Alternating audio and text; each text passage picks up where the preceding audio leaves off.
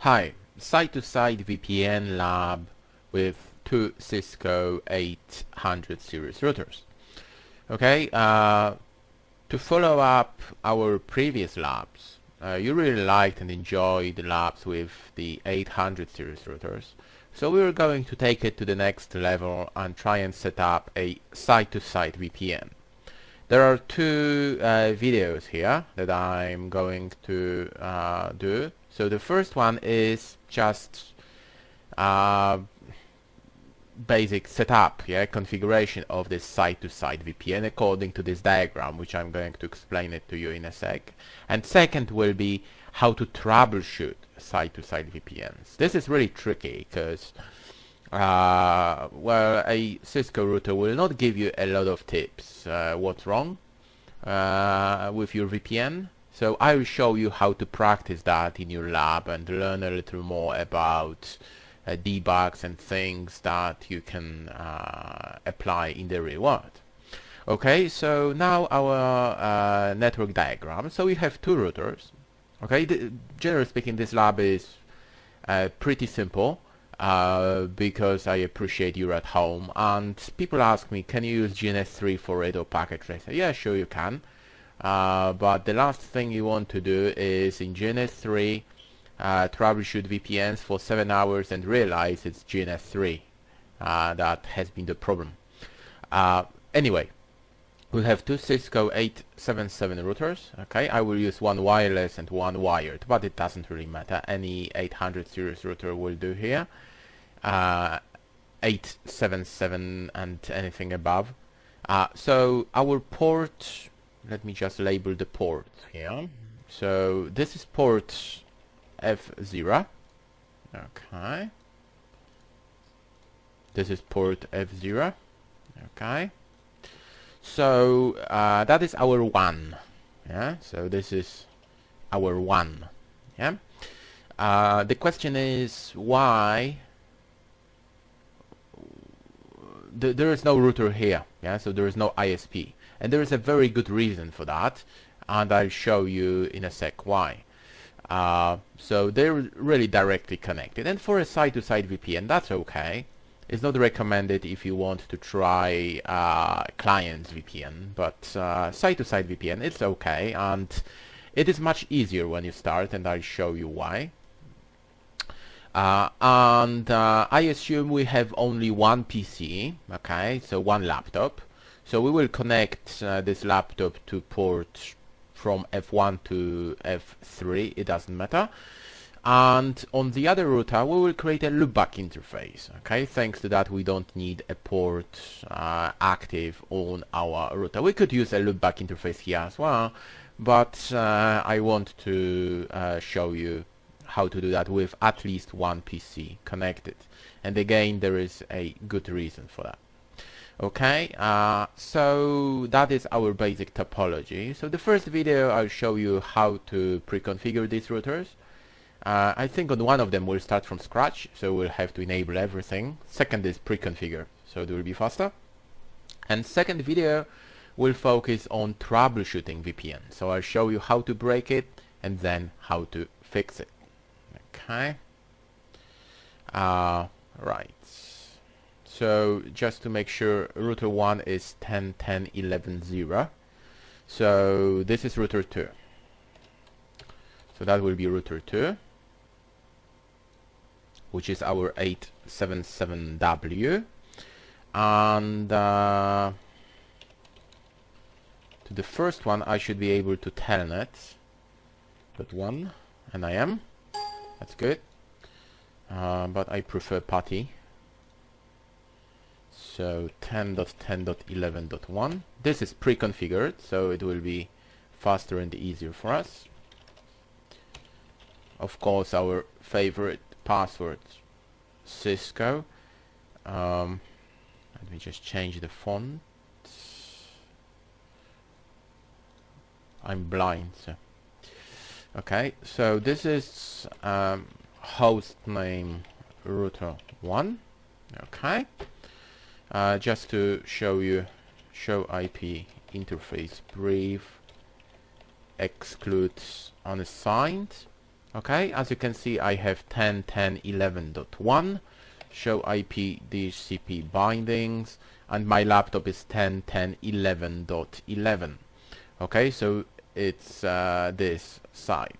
Yeah, the one side has not been done yet, so we will do that. As you saw, there was no IP address, so we'll do that. Yeah, actually, let's do it now. So what I am using for that is VLAN 2, show IP interface, brief. You can see VLAN 2. This was designed for DHCP, we'll change that. But when I do show run interface F0, you will see it is in VLAN 2. Okay. So what I am going to do is give it an IP address.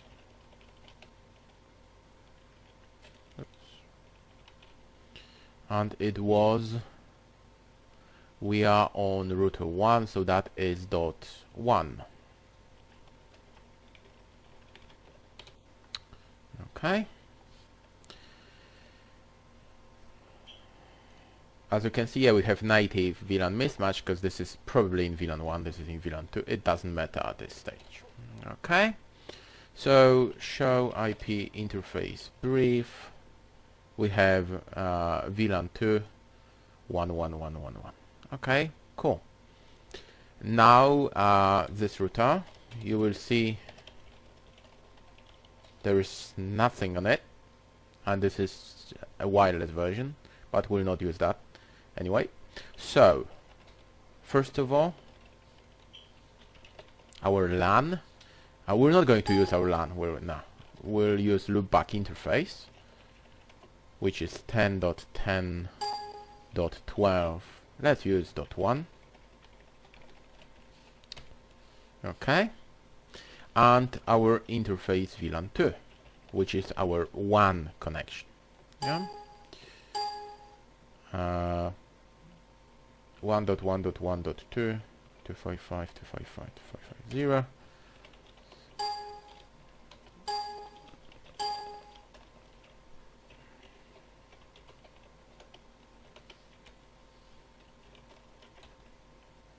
Okay, that should do. So we have our VLAN 2. That should come up in a sec. And that is our WAN, that is our LAN. Okay, looks good. So we have our, our LAN, and our WAN. Okay. VLAN 2 is up, so we should be able to ping our neighbor.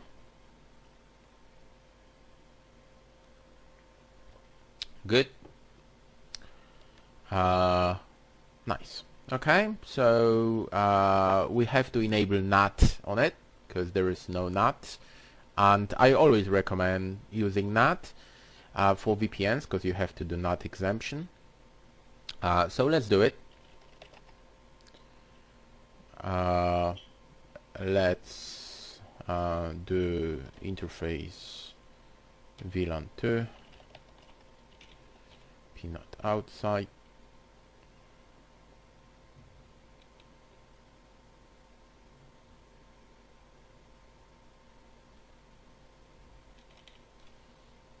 Interface loopback 0 IP not inside. Accesslist. We'll use extended. Let's call it NAT.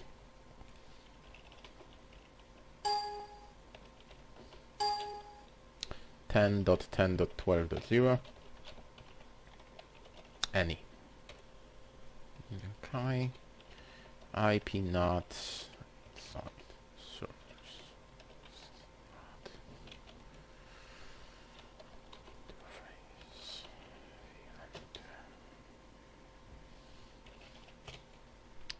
Okay.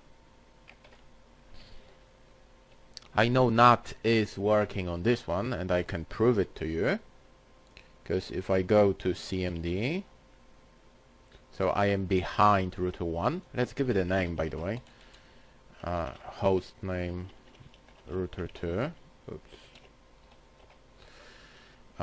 So if I try and ping, I can ping .1 and I can ping .2. Show IP NAT translations. Okay, I can see ICMP NAT statement here. So it is up and running on that router. Okay, let's try and ping 1.1. What's the IP address? Show IP interface brief. Okay, ping 1.1.1.1. That's good. Source loopback 0. Show IP NAT translation. Sweet. Okay, so we have our NAT in place. I used source loopback 0, so it means it used 10.10.12. Okay, as you can see, my inside local IP address is that. Okay, cool. So that is like I call basic router configuration. Okay, we can ping. There is one thing that we need. Anyone? That's the power of videos. I can answer. We need a static root. Okay, because VPN is not going to work if we don't have a root. That is, I like to use, let's use just VLAN 2, that's fine. Yeah, just wanted to use IP address because we get this warning, but this is point to point anyway. So that's okay. Show IP root. Okay, we have our root. There should be a static root on that one. I'll show you why it's not here. Because it is DHCP at the end. Yeah, because it was designed for DHCP. So let's remove that one. Paste it again without this DHCP keyword. And now it should be in our routing table. Okay. Now I want to show you why I connected these routers directly. So there is no router in between. Okay, and I recommend doing it that way at the beginning. Okay, the reason for that is that, take a look, I am behind router 1 and I will be able to ping 10.12.1, the loopback interface of router 2, or at least I should be.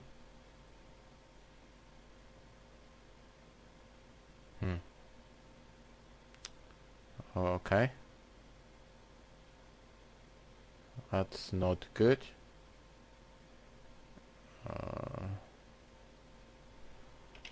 Ping 1.1.1.2.1. Okay, should be able to ping that because it is behind this router.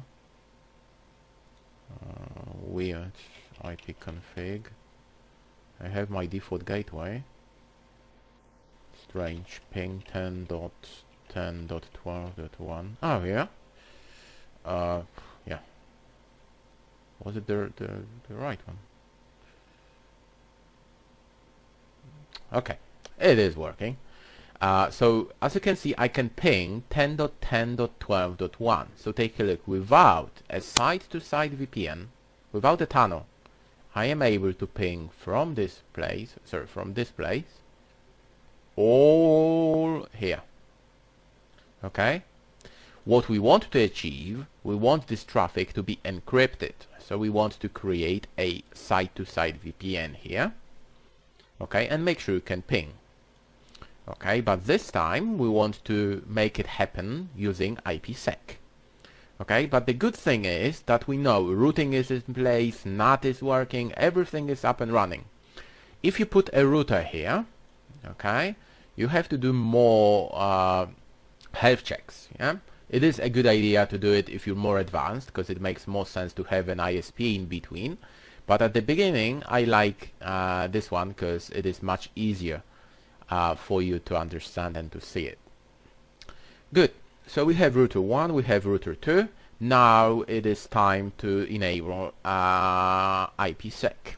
Okay, I always use a template.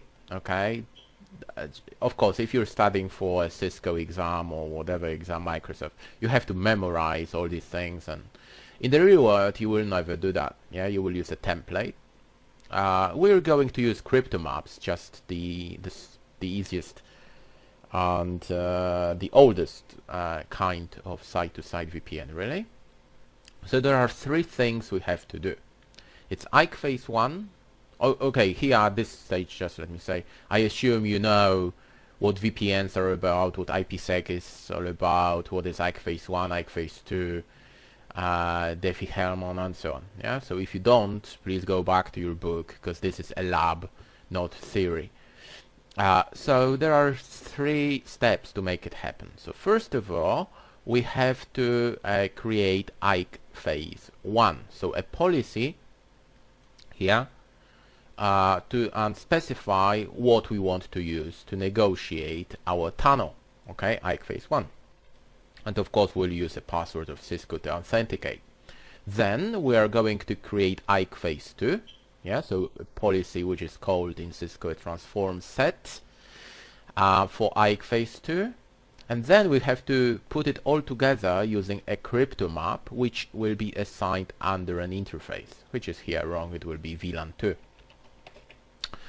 Okay, so that is really important if you create a site-to-site VPN. Make sure you copy and paste. Do not type, okay? Because it will cause a lot of problems. Make sure copy paste, copy paste, copy paste. Okay, do it on both routers at the same time, if possible, of course. So what we are going to do, we're going to keep this window here. This window here. Don't need that one. So we have these two routers here, and we have our template which is here. So let me copy it here. And we have our template here. Okay, so crypto map. We're going to use 3DES. The reason for that is that some old routers do not support AES. So if you face any issues, use 3DES. It doesn't matter for a lab. In the real world, if possible, use AES. Copy, paste. Copy, paste. Okay, they have to match. The number doesn't matter, but the policy does. Okay, copy. Now be careful because it's 1111, so we have to double check. Show IP interface. Oops, IP brief. So that's okay. So we want to authenticate 1111. On this one, we want to authenticate 1112. Yeah, because we are 1111. Okay. Transform set. Again, this is AES, but if your router doesn't support, use 3DES, it doesn't matter. Copy, paste. Okay. Crypto map.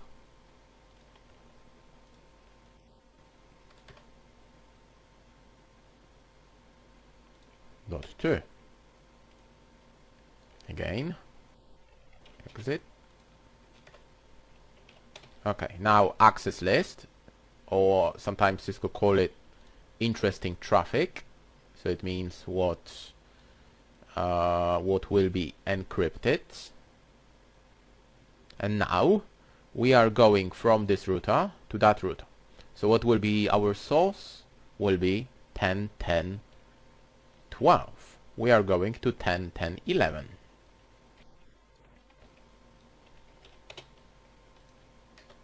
What will be on this router?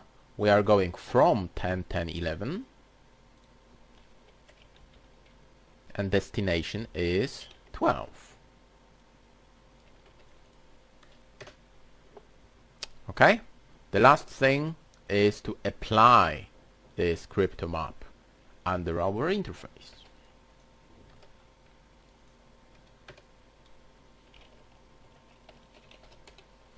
Okay, because I want to see that in action. Okay, so we can see ISACamp is enabled. So now this tunnel is ready to go. We forgot to do one thing, and if you've done VPNs in the past, you're probably screaming, "Oh, you forgot to do this! You forgot! It's not going to work," and it will not. But I want to show you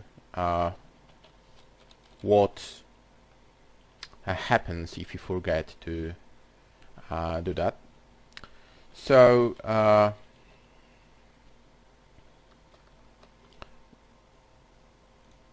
now I will try and ping again 10.10.12.1.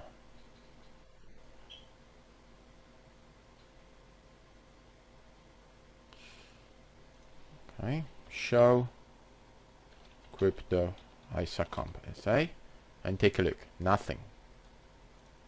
Okay, let's just keep pinging. Let's just make sure I can ping. Yeah, I can ping .2. No, not sure why it takes so long to ping it. That's probably something in Windows with ARP, whatever. It doesn't matter. I am able to ping it, but take a look. Show crypto ISACamp SA should show us IPSec Phase 1. There is nothing. So it means this traffic is not going through our VPN. Yeah, it's not going through our VPN. Yeah.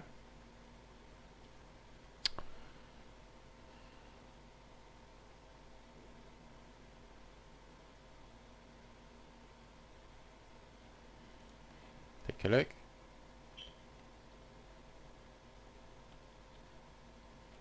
Okay, nothing, and I'm pinging. Yep.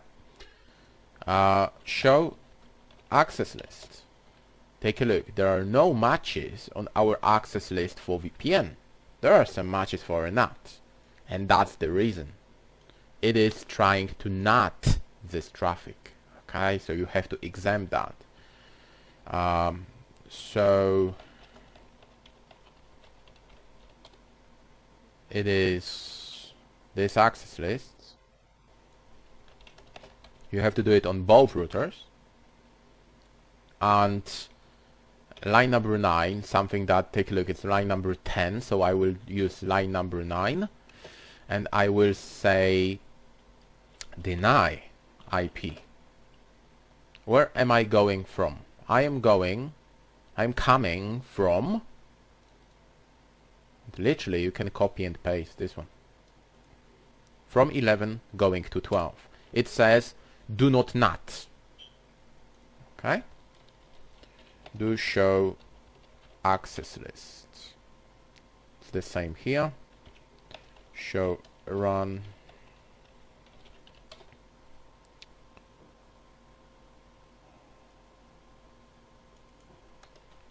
line number 9, deny IP.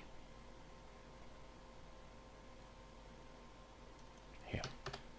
From 10.10.12 to 10.10.11. Okay. Now I will do debug crypto ISACamp. Okay, so that is IPSec Phase 1. And I am going to ping it again. Take a look. It's trying to negotiate. Let's see if it works. And it is working. I can ping. But still, take a look at it. The reply is from 10.10.12, not from 1.1.1. So I assume it's working. Before we go there, I want to scroll up and show you a few things. Let me do undebug all. So we will we'll go in details in video number 2. But this is something you will see when you do debug crypto ISACamp. So we'll show you the negotiation of IPSec Phase 1. Okay, so it is checking ISACamp group policy that we created. Yeah, so it says, oh, I found 3 DES, there is SHA, group 5, I'm using pre-shared keys. Oh, I like it. Okay, and then you should see QM idle. That's what you want to see. Show crypto ISACamp SA, and you want to see QM idle. It means I am happy. If you want to see IPSec Phase 2, we type show crypto IPSec SA. And here, of course, you want to have your SA in place, which is here below. But what you are interested is here. Okay. Encrypted and decrypted. So take a look. 12 packets sent, 12 received. Okay, so when I ping it again, 16. Okay, take a look. That should be the same number, or very close to it. Yeah. And that is something you have to look at if you see like 22 and 0. Another place where you can see is send errors. So this is a situation where in most cases there is a problem with IPSec Phase 2, sometimes an access list or something. It says, well, I should encrypt it, but I cannot for a reason, so that's why there is an error. I've seen it twice. There was a bug in the iOS as well. Anyway, here, as you can see, we're pinging, and we can see a lot of packets going up to router 2. Okay. Now, the last thing I always recommend doing is use something else than ICMP, especially if you have a firewall in place. Okay, so you want to use some kind of a TCP session. Okay, the easiest one is of course to telnet. So let's try in telnet to 10.10.12.1. Okay, that's all I want to see. Okay, it means that a session has been established. Okay, I know telnet is not enabled, whatever, but this is a message I received from router 2, so it means TCP is okay. It is especially important if you have a firewall in place and you can have asymmetric routing, which firewalls do not like. Okay, we will go to troubleshooting steps in the second video. Thank you for watching.